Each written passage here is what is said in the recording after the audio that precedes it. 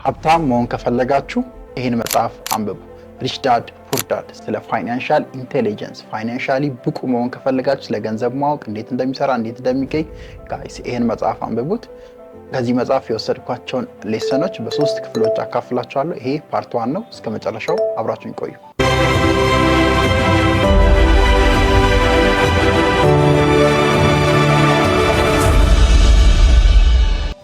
ዓለማችን ላይ ስለ ገንዘብ ከተጻፉ ምርጥና አሉ ከሚባሉ መጽሐፎች አንዱ ነው ሪች ዳድ ፑር ዳድ። ሮበርት ኪዮሳኪ ነው ጸሐፊው። ሀብታሙ አባቴና ድሃው አባቴ እያለ ስለ ፋይናንሻል ስትራግሉና እንዴት ፋይናንሻሊ ሪች እንደሆነ ሀብታም እንደሆነ በዚህ ቪዲዮ በደንብ ያሳያል። አንተም አንቺም ሀብታም መሆን ከፈልጋችሁ አንብቡት። ማንበብ ብቻ አይደለም ተግብሩት ይላል። እዚህ መጽሐፍ ላይ ሳነብ ያገኟቸውን ስለ ገንዘብ አሪፍ እውቀቶች አካፍላችኋለሁ። 11ኛ ክፍል ላይ ነበር ከጓደኛዬ አጎት ተበድሬ ይሄን መጽሐፍ ያነበብኩት። ሀብታም መሆን በጣም ስለምፈልግ ማለት ነው። የዛኔ በደንብ ባይገባኝም ደጋግሜ በማንበብ ውስጥ የተረዳኋቸው አፕላይ አድርጌያቸው ደግሞ በገንዘብ ከፍ እንድል እንዳድግ ያገዙኝን ትምህርቶች ነው ማካፍላችሁ። በጣም መጀመሪያ ላይ የወደድኩት ኮንሴፕት ሰው በአራት አይነት ገንዘብን ያገኛል ብሎ የሚያስቀምጠው እዚህ ጋር እንደሚታዩት ኢ ኤስ ከዛ ደግሞ ቢ ከዛ አይ የሚል ምልክት አለው። ኢ ማለት ኢምፕሎይ እንደማለት ነው። ኤስ ማለት ሴልፍ ኢምፕሎይ እንደማለት ነው። ቢ ማለት ቢዝነስ ኦነር እንደማለት ነው። አይ ማለት ደግሞ ኢንቨስተር እንደማለት ነው። ማንኛውም ሰው ገንዘብ የሚያገኘው ከነዚህ ከአራቱ መንገዶች በአንዱ ነው ብሎ ነው የሚያስተምረው መጽሐፉ። ያም ማለት አንደኛው ኢ ማለት ተቀጣሪ፣ አንድ ሰው ገንዘብ የሚያገኘው ተቀጥሮ ሊሆን ይችላል። ሁለተኛው ሰልፍ ኢምፕሎይድ የምንለው ደግሞ አንድ ሰው ገንዘብ የሚያገኘው ራሱን ቀጥሮ የራሱን ቢዝነስ ራሱ እየሰራ የሚያካሄድና ገንዘብ የሚያገኝ ከሆነ ሰልፍ ኢምፕሎይ እንለዋለን ያን ሰው።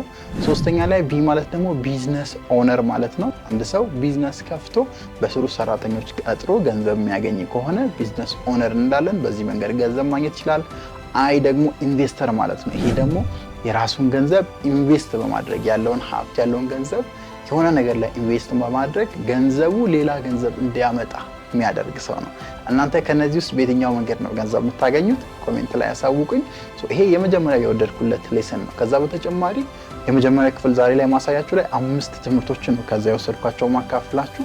የመጀመሪያው የሚለው እንግዲህ the rich don't work for money የሚል ፕሪንሲፕል ነው የሚያስቀምጠው። ወይም ሀብታም የሚባሉ ሰዎች በገንዘብ ትልቅ ቦታ የደረሱ ሰዎች ገንዘብን እያሳደዱ ለገንዘብ የሚሰሩ አይደሉም። ኢንስቴድ ኦፍ ታት ሪች ምንላቸው ወይም ሀብታም ምንላቸው ሰዎች ሲስተም ቢውልድ የሚያደርጉ ሰዎች ነው ብሎ ያስተምራል። ይሄም ማለት አብዛኛው ኖርማል ሰው በነበረው አስተሳሰብ እንግዲህ ገንዘብ የሚገኘው ብሎ የሚያስበው መማር፣ የሆነ ቦታ ተቀጥሮ በመስራት ውስጥ ደሞዝ እየተከፈለው መኖር ነው። በቃ ይሄ አብዛኛው ኖርማል ወይም ስፔሻሊ ፑር ብለን ልንገልጸው እንችላለን የምንለው ሰው ያለው የገንዘብ የሚያገኝበት መንገድ ነው።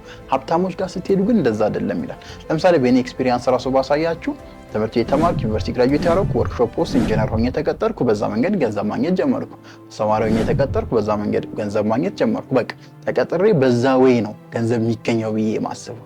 ሀብታሞች ጋር ግን ስትሄዱ አይደለም። ዘይ ዶንት ወርክ ፎር ማኒ። እናንተ ገንዘብ እንደዚህ ራሴ ሰርቼ ራሴ ለፍቼ ራሴ ጥሬ አገኛለሁ ምናምን ብላችሁ ነው የምታስቡት። ሀብታሞች ግን ያን ገንዘብ የሚያገኙበትን ሲስተም ቢውልድ ማድረግ፣ እነሱ ሳይኖሩ የሆነ ቫልዩኤብል ነገር የሆነ ለሰዎች ጥቅም የሚሰጥ ገንዘብ ሊያመጣ የሚችል ቢውልት በማድረግ ውስጥ እንዴት ገንዘብን መስራት እንደሚችሉ፣ ከዛ በተጨማሪ ጊዜያቸውን እንዴት ማባዛት እንደሚችሉ። ሀብታም የሚባለው በነገራችን ላይ የሰራ ሰው አይደለም፣ ሲስተሞችን የዘረጋ ሰው ነው ሀብታም የሚሆነው። ከሱ ውጪ ቢዝነሶችን ቢውልት ያደረገ፣ ከሱ ውጪ ነገሮች እንዲሰሩ ያስቻለ ሰው፣ የአቅም ብቃት ያለው ሰው ነው ሀብታም የሚሆነው። የመጀመሪያው ትምህርት ሀብታም መሆን ከፈለጋችሁ ዶንት ወርክ ፎር መኒ ብሎ ያስቀምጣል። ወይም ተቀጥራችሁ በራሳችሁ መንገድ ብቻ ገንዘብ ለማግኘት ሳይሆን ሲስተሞችን ቢውልድ ማድረግ ላይ ማትኮር አለባችሁ ይላል። ስለዚህ ሲስተሞች በተለያዩ መንገድ ቢልድ ይደረጋሉ። እሱም በቀጣይ አሳያችኋለሁ። የመጀመሪያው ትምህርት ግን ዶንት ወርክ ፎር ማኒ ኢንስቴድ ቢልድ ሲስተምስ። ሁለተኛው እዚህ መጽሐፍ ላይ የሚያስተምረው ሴቨርስ አር ሉዘርስ ብሎ ያስቀምጣል። ወይም የሚቆጥቡ ሰዎች ላይክ ተሸናፊ ናቸው፣ ሀብታም አይሆንም እንደማለት ነው በሌላ አገላለጽ። ይሄንም በተለያየ መልኩ ነው እሱ የሚያበራራው። ስፔሻሊ በዋነኝነት ገንዘብ ሴቭ ለመደረግ አይደለም የተፈጠረው ብሎ ያስተምራል። ገንዘብ ሴቭ ለማድረግ ለመቀመጥ ባንክ ውስጥ ቁጭ ለማለት ሳይሆን ሰርኩሌት ለማድረግ የተፈጠረ ነገር ነው። እንዲሰራ እንዲባዛ ክሬት የተደረገ ነገር ነው ገንዘብ። አብዛኛው ሰው ግን ድሃ የምንለው ሰው ሴቭ በማድረግ በመቆጠብ ያለችውን በማስቀመጥ ምናምን ነው የሚያምነው። ይሄንም ሲያስረዳ በደንብ ሴቭ ማድረግ እንደሚያስፈልግና ግን ሴቭ የምናደርገው ገንዘብ በተቻለ አቅም ኢንቨስት አድርገን አሪፍ ነገር ላይ አሪፍ ገንዘብ የሚያመጣ አሪፍ ገንዘባችን የምናባዛበት ነገር ላይ ካላስቀመጥን we are going to be losers እንደማለት ነው። ለዚህም ምክንያት የሚያነሳው ኢንፍሌሽን ነው። ምክንያቱም ትናንትና የነበረ 10 ብር ከዛሬ 10 ብር ጋር የመግዛት አቅሙ እኩል አይደለም። ከ5 ዓመት በፊት የ100 ብር የሚገዛውን ዕቃ ታውቃላችሁ፣ ዛሬ ላይ 100 ብር የሚገዛውን ዕቃ ታውቃላችሁ። because of inflation continuous የሆነ ኢንፍሌሽን ዓለም ላይ ስላለ ሴቭ የሚያደርጉ ሰዎች፣ ገንዘብ የሚቆጥቡ ሰዎች የገንዘባቸው አቅም እየደከመ የመግዛት አቅማችሁ ሎወር እየሆነ ይሄዳል። በተቃራኒ ግን ሀብታሞች ሴቭ ሳይሆን የሚያደርጉት ያገኙትን ብር ገንዘብ የሚያመጣ ነገር ላይ ኢንቨስት በማድረግ ነው ካፒታላቸውን እየጨመሩ ሀብታቸውን እየጨመሩ የሚሆኑት። ስለዚህ ሁሌ ሴቭ የምታደርጉ ሰው ከሆናችሁ ድሃ ትሆናላችሁ። ሁሌ ሴቭ የምታደርጉ ሰው ከሆናችሁ ወይም ሴቭ አድርጋችሁ ምንም ገንዘባችሁ የማትጠቀሙበት ሰው ከሆናችሁ ሉዘር ትሆናላችሁ። ያስተምራል።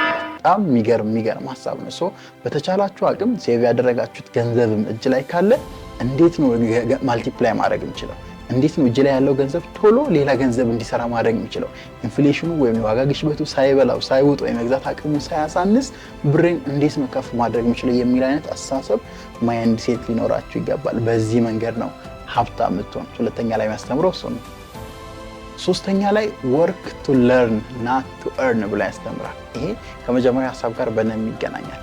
አንድ ቦታ ተቀጥራችሁ የምትሰሩ ከሆነ አንድ ቦታ ላይ ስኪላችሁን ለማዳበር የምትሰሩ ሰው ከሆናችሁ ለመማር ሙያው ላይ ኤክስፐርት ለመሆን ለማደግ እንጂ ያችን የምትከፈላችሁ ገንዘብ ላይ ፎከስ አታድርጉ ብሎ ያስቀምጣል። ይሄ ሀብታም ለመሆን እጅግ በጣም የሚያግዛችሁ ኮንሴፕት ነው።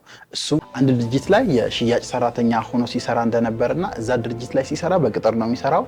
እሱ ግን የሚሰራው እዛ ድርጅት የነበረው ለገንዘቡ ለደሞዙ ሳይሆን የሴልስን ስኪል የሽያጭን ስኪል ሰዎችን የማሳመንን ክህሎት ሰዎችን አግባብቶ የሆነ ዕቃን የመሸጥ ክህሎት የሰውን ሳይኮሎጂ የሴልስን ሳይኮሎጂ ለመረዳት እንደነበር ያስቀምጣልና አንድ ቦታ ላይ አስተማሪ ሆናችሁ ተቀጥራችሁ የምትሰሩ ከሆነ እዛ ቦታ ላይ ስትሰሩ ኢንቫይሮንመንቱን ለምዳችሁ ከዛ ውስጥ የተሻለ የእናንተን ፐርሰናሊቲ ለማውጣት እንጂ ለገንዘቡ ብቻ አትስሩ። ወርክ ቱ ለርን ነው የሚለው። የምትሰሩት ለመማር ለማደግ ብቃታችሁ ከፍተኛ እንዲሆን ትልቅ እንዲሆን መሆን አለበት።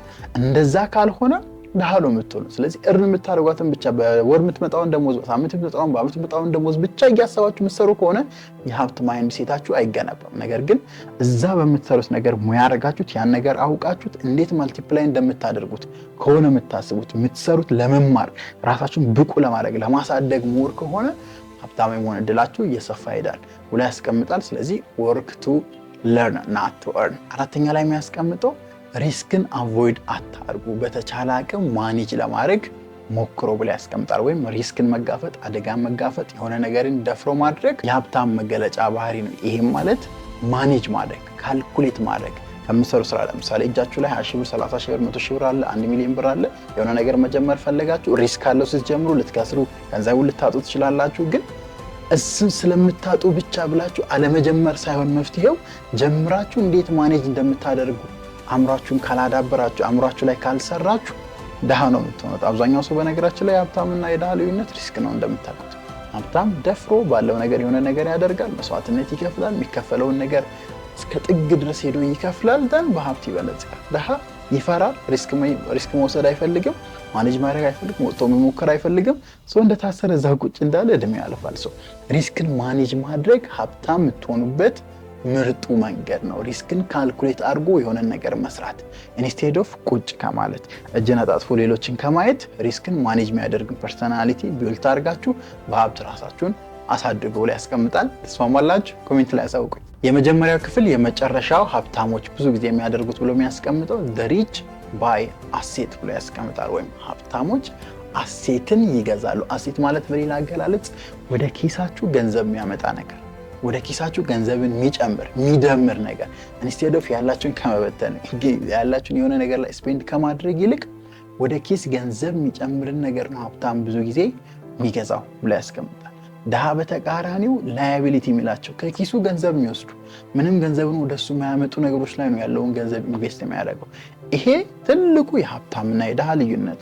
ስለዚህ 10 ብርም ትሁን 50 ብር፣ 100 ብርም ሲሆን 1000 ብር፣ 1 ሚሊዮን ብርም ይሁን 10 ሚሊዮን ብር ያ ብር ሄዶ ገንዘብ የሚያመጣ ነገር ላይ ካላደረጋችሁ ድሃ ነው የምትሆኑት። ያ ብር ሄዶ ገንዘባችሁን ካላባዛ ድሃ ነው የምትሆኑት። ስለዚህ በተቻላችሁ አቅም the rich buy assets። ሀብታም መሆን የሚፈልጉ ሰዎች አሴት ነው የሚገዙት፣ ገንዘባቸውን የሚጨምር ነገር፣ ወደ ኪሳቸው ገንዘባቸውን የሚያመጣ ነገር። ድሃ ግን የምንላቸው ነገር ሶፋ ነው የሚገዙት፣ ቴሌቪዥን ነው የሚገዙት፣ የሆነ ማይረባ ነገር ገቢ ማያመጣ ነገር ገዝተው ቁጭ ነው የሚሉት። ስለዚህ ያን ባህሪ ካስተካከላችሁ ትሆኑበት ምክንያት የለም። ፕሮሰስ ነው፣ ጊዜ ነው፣ ረጅም ዓመታት ሊፈጅ ይችላል። እንዳልኳቸው ይሄ የሳምንት የወር ምናምን ነገር አይደለም የምነግራችሁ። 6 ወር በአንድ ዓመት የምታደርጓቸው ነገሮች አይደሉም። ግን እነዚህ ትምህርቶች ህይወታችሁን ሙሉ ብትተገብሯቸው ሀብታም የመሆን እድላችሁን በጣም ያሰፉ ናቸው። አሴት ከገዛችሁ በእርግጠኛነት ሀብታም ትሆናላችሁ። ገንዘብ ሁሌ ወደ ኪሳችሁ ይመጣል ማለት ነው።